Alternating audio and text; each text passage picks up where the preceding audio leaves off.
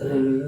దేవుని ప్రజలందరూ మీ అందరికీ కృపా పరిశుద్ధ దేవాలయం మినిస్ట్రీ తరపుగా కృతజ్ఞతగా చెప్తున్నాము. మీ అందరికీ దీవించబడాలి, దేవుని రాజ్యానికి వారసులు అవ్వాలని ప్రేమపూర్వకంగా మీ అందరూ ఆహ్వానిస్తుంది. మమ్మల్ని మీరు ఆదరిస్తున్నందుకు అందులో మిమ్మల్ని కూడా మేము ప్రార్థనాపూర్వకం కలుసుకోవడానికి ఆయన ఇచ్చిన ఉచితమైన కృపను బట్టి వందనాలని తెలుసుకున్నాం.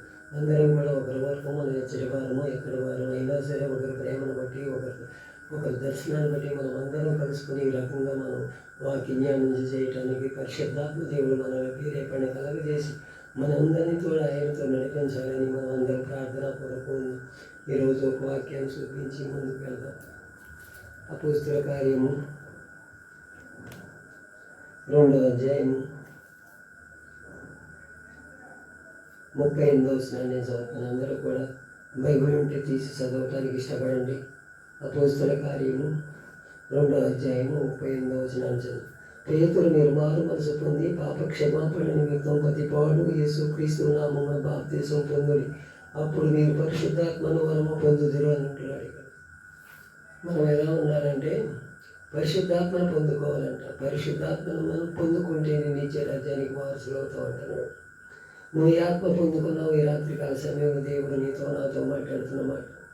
నీ ఆత్మతో ఉన్నావు ఒకసారి పరిశీలన చేసుకో. పేతురు కూడా ఒకప్పుడు కూడా ఇలాంటి వాడు ఎంతేదో హింస కూడా ఇవ్వండి మాట మీద నిలబడేవాడు కాక పరిశుద్ధాత్మ వరమును పొందుకున్నాడు. మనం కూడా అలాంటి వారే ఉన్నది. ముమ్మారు అబద్ధం ఆడాడు పేతురు కూడా. ఆయన పేరు ఒక రాయి అంటే కదలిన రాయి. నా సంఘం బండ మీద కట్టమని పేతురుతో చెప్తే నేను కడతానయ్యా అన్నాడు. అలాంటి వాడు ముందర కూడా మనతో ఏమంటున్నాడు, ఇప్పుడు మీరు పరిశుద్ధాత్మను పొందుకొని నేను పొందుకున్నాను కాబట్టి మీరు కూడా పొందుకునే అనుభవంలోకి రండి అంటున్నాడు. మీ జీవితం నా జీవితం ఎలా ఉందో ఒకసారి మన హృదయాలు పరిశోధించుకుని మనం ఒక్కొక్కప్పుడు ఎలాంటి వారమో దేవుడు అన్నీ తెలుసు. నేను నీతిమంతులని చెప్పడానికి కాదు, మీరు నీతిమంతులు అనుకుంటే అనుకోవచ్చు, తప్పులేదు. అది దేవుడే చూసుకోవాలి మనల్ని. నేను నీతిమంతుని, నేను అన్నింటిలో మనగండి అని నేను చెప్పుకోవడం గొప్పలు కాదు. అది దేవుని చిత్తం ఎలా ఉందో అన్నీ సూచిస్తున్న దేవుడు, వినుసున్న దేవుడు, మనల్ని పరీక్షించుతున్న దేవుడు. మనం పరిశుద్ధాత్మను పొందుకోవాలని దేవుడు నిత్యం మనతో చూస్తున్నాడు. అలాంటి స్థితిగతుల్లో ఉంటున్నామా లేదా ఒకసారి మన హృదయాన్ని పరిశోధించుకుని దేవుని నిండైన రాజ్యంలో అడుగు పెట్టాలని మనం అందరం కూడా ఏక మనసు ఏకాత్మతో ఉండాలని కోరుకుంటున్నాడు. ప్రతివాడు యేసుక్రీస్తు నామమున బాప్తిసం పొందితేనే పరిశుద్ధాత్మను పొందుకోగలడు. ఆ పరిశుద్ధాత్మ నీలో ఉందా, నాలో ఉందా? మన హృదయాన్ని ఈరోజు పరిశీలన చేసుకున్నాం. అలాగే అదే అపోస్తలుల కార్యం 10వ అధ్యాయం 44వ వచనాన్ని చదువుతున్నాను. పేతురు ఈ మాటలు ఇంకా చెప్పుచుండగా అతని బోధ విన్నవారు అందరి మీదకి పరిశుద్ధాత్మ దిగిన అంటున్నాడు. పరిశుద్ధాత్మ దేవుడిని ఎలా వాడుకున్నాడు చూడు. పేతురు కూడా నిన్ను నన్ను కూడా అలా వాడుకోవాలని చూస్తున్నాడు. ఒకప్పుడు కోడిపోయి ముందు మమ్మారు అబద్ధం ఆడు అంటే నేను సావైనా సస్తాను కానీ నేను అబద్ధం ఆడనని ఒక తీర్మానంకి వచ్చాడు. తీర్మానంకి వచ్చినాడు. ఏమయ్యాడు? అట్లాగే నిలబడదు. 3 సార్లు అబద్ధం ఆడితే కోడి కూసినప్పుడు బోరు నేడ్చాడు. అలాంటి వాడిని వాడు పరిశుద్ధాత్మతో నింపి పరిశుద్ధాత్మ బోధలు ఆయనకు అనుగ్రహించి ఆయన్ని ఉన్నతమైన స్థానంలో నిలబెట్టాడంటే ఆయన పరిచర్యను బట్టి ఆయన ఎలా నీతిమంతుడిగా తీర్చిబడ్డాడో మనం ఒకసారి హృదయాలు పరిశోధించుకోవాలి. దేవుడికి అలాంటి వారు కావాలి.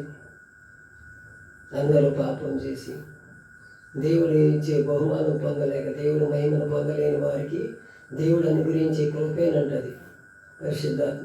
ఆ కృపను మనం పొందుకోవాలి. ఆ కృపను పొందుకుంటేనేది మన జీవితాలు మార్చబడతాయి, మన కుటుంబాలు దీవించబడతాయి, మనం రక్షణలోకి వస్తాం. ఆ నివారింగ్ ఉండాలని దేవుడు పరిశుద్ధాత్మ వరమును పొందుకోమంటాడు. నమ్మి బాప్తిసం పొందినవాడు రక్షించబడును లేకపోతే శిక్షించబడునని లేఖనాలు ఎలా సెలవిస్తున్నాయి. నువ్వు ఇంకా మారలేదా, బాప్తిసం పొందలేదా? ఇక మీదటైనా దేవుడు అనుగ్రహం పొందాలంటే దేవుడు నిత్య రాజ్యంలోకి వెళ్ళాలంటే మనం పరిశుద్ధాత్మ వరమును పొందుకోవాలి. ఆ వరమును పొందుకుంటేనే ఆయనతో మనం ఏక మనసు ఏకాత్మలో ఆయన మాంసంను ఆయన రక్తాన్ని భుజించడానికి అదుపులో అవుతాం. ఆయన రాజ్యాల్లో మనం వారసులు అవుతాం. అలాంటి వారిని ఉండాలని కోరుకుంటున్నాడే. నిన్ను నన్ను ఎలాంటి స్థితిలో ఉంటున్నావు, ఎలాంటి మాటలు మాట్లాడుతున్నావు, ఒకసారి నీ హృదయాన్ని పరిశోధించుకో. రాత్రి కాలసేపు ఇప్పుడైనా సరైన తీర్మానం తీసుకో. ఇక మీదటైనా నేను అయ్యా పరిశుద్ధాత్మను పొందుకోవాలంటే నమ్మి బాప్తీసం పొందుతానయ్యా. నమ్మి బాప్తీసం పొందిన వారు కూడా ఎంతోమంది చెదిరిపోయిన వారు ఉన్నారు. పరిశుద్ధాత్మ అనేది వాళ్ళలో లేక జీవితాలు అధోగతి పాలైపోతున్నాయి. వారి కుటుంబాలు దీవించబడగల, పిల్లలేమో ఒక దారి, తల్లి ఒక దారి, బిడ్డ ఒక దారి అయిపోతున్నారు. అలాంటి స్థితిలో మనం ఉండకూడదని దేవుడు కోరుకుంటున్నాడు. మనం అలాంటి స్థితిలో ఉండకూడదని దేవుడు ముమ్మారు మనతో చెబుతున్నాడు. మనం అయినా పెడసేవులు పెడతానే ఉన్నాం. మన మాటలు మనయే, మన వ్యవహారం మనదే, మన జీవితాలు మనమే కట్టుకోవాలని ఆలోచన చేస్తాం. దేవుడే కట్టాలి, దేవుడే నిలబెట్టాలి, దేవుడే మనలో ఉండాలని మనం ఆలోచనే చేయట్లేదు. అలాంటి ఆలోచన చేయాలని దేవుడు కోరుకుంటున్నాడు నిన్ను నన్ను కూడా. ఆయన మాటలు ఇంకా చెప్పుచున్నగానంటే పరిశుద్ధాత్మ దిగిందంటే, ఆ పరిశుద్ధాత్మ నీలో నాలో దిగాలంటే మనం ఎలా ఉండాలి, మన స్థితిగతులు ఎలా ఉండాలో పేతురుని బట్టి అయినా మనం ఒక దారి నిర్ణయం తీసుకున్నాము. మనం ఇక మీదటైనా అబద్ధం ఆడాము, దొంగతనం చేసాము, వ్యభిచారం చేసాము, ఇవన్నీ నాకు అవసరం. అందరూ పాపం చేశారన్నారు. ఆ పాపానికి నేను మళ్ళీ చేయనయ్యా, ఇప్పుడు నేను పరిశుద్ధాత్మను పొందుకుంటానని ఒక తీర్మానానికి వస్తే దేవుడు నిన్ను నన్ను కనుపరిస్తానికి ఇష్టపడుతున్నాడు. అలాగే 2 తిమోతి పత్రిక 3వ అధ్యాయం 11వ వచనం నేను చదువుతున్నాను. అందరూ బైబిల్ చదవటానికి ఇష్టపడండి. అయితే దుర్జనులు, వంచకులు, ఇతరులు మోసపోవచ్చు, అంతకంతకు చెడిపోవద్దు. క్రీస్తునందించవలసిన విశ్వాసం ద్వారా రక్షణార్థమైన జ్ఞానం నీకు కలిగించుటకు శక్తి గల పరిశుద్ధ లేఖ నుండి బాల్యం నుండి మనం చదవాలంట. మనం ఎలా ఉన్నాం? మనం బాల్యం నుంచి చదువుతున్నాము, పరిశుద్ధ లేఖను పరిశోధిస్తున్నాము, లేకపోతే అన్యబోధలు వింటున్నాము. ఒక్కసారి మన హృదయాలు పరిశోధించుకుని దుర్జనులతో ఉంచుకోలేట. వాళ్ళ మాట వాళ్ళే, వాళ్ళ వ్యవహారం వాళ్ళదే, వాళ్ళ మనల్ని మోసపోయి ఆత్మతో మోసపోయే వాళ్ళగా తీసుకెళ్తున్నారే కానీ మనం మేలైన మార్గంలో నడిపిస్తారు. అలాంటి మాటలు మనం ఎక్కువ చెవులు పెట్టుకుంటాం.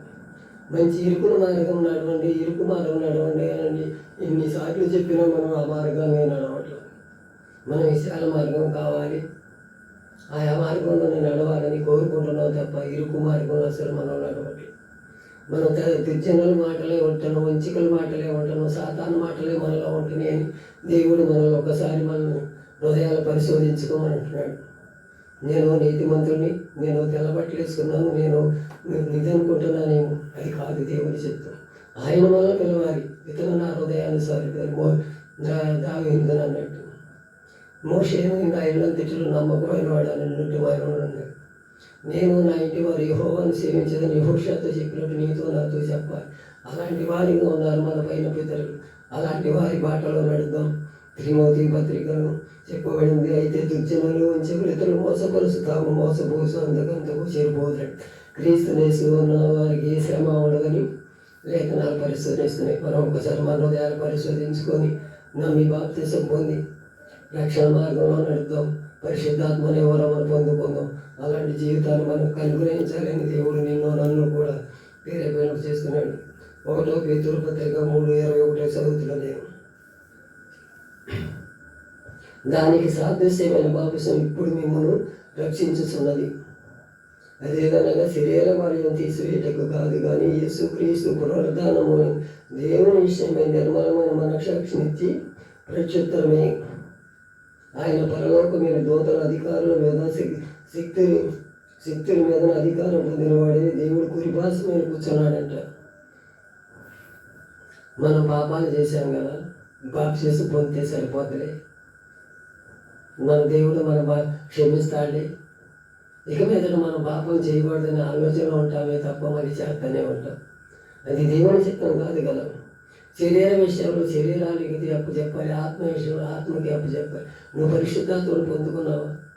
ఆ పరిశుద్ధాత్మ నీలో ఎలా నివసించాలి అనే దాని గురించి మనం క్లియర్గా తెలుసుకోవాలి. ఈరోజు సభ్యం పరిశుద్ధాత్మ నాలో ఉండాలయ్యా, నేను పరిశుద్ధుడిగా జీవిస్తానయ్యా. ఇక మీదటైనా శరీర మాల్యాన్ని తీసివేసుకుని ఆత్మను మేము పొందుకోవాలని మేము ఒక తీర్మానంకి వస్తున్నామయ్యా.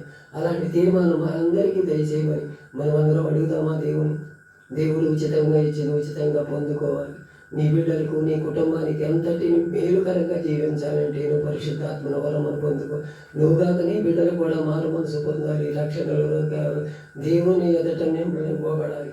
యవ్వన కాలం నలుగురు కాని మూట నాకు ఎంతో ఇష్టపడుతున్నాడు దేవుడు. అలాంటి స్థితిగతుల్లో ఉందాం, మేలైన మార్గంలో నడుదాం. అలాంటి శరీర బాల్యాన్ని తీసివేసుకుని ఆత్మ విషయంలో ఆత్మ పరిపూర్ణంగా నింపబడదాం. అలాంటి దేనిదైన దేవుని పొందుకొని నిత్యరాజ్యంలోకి వెళ్ళాలని మీ అందరినీ పేరు పేరున హృదయపూర్వక వందనాలు చెల్లిస్తూ మీరు ఆదరిస్తున్నందుకు వందనాలు. మేము కూడా మీ గురించి ప్రార్థన చేస్తున్నాం, మా గురించి కూడా మీరు ప్రార్థన చేశారు. ఇట్ట నిత్యము ధూపం వేసి దేవుడు నిత్యరాజ్యంలోకి వెళ్ళి మేలైన మార్గంలో నడుదాము కాక. ఆమె అందరికీ వందనాలు. మిమ్మల్ని మీ కుటుంబం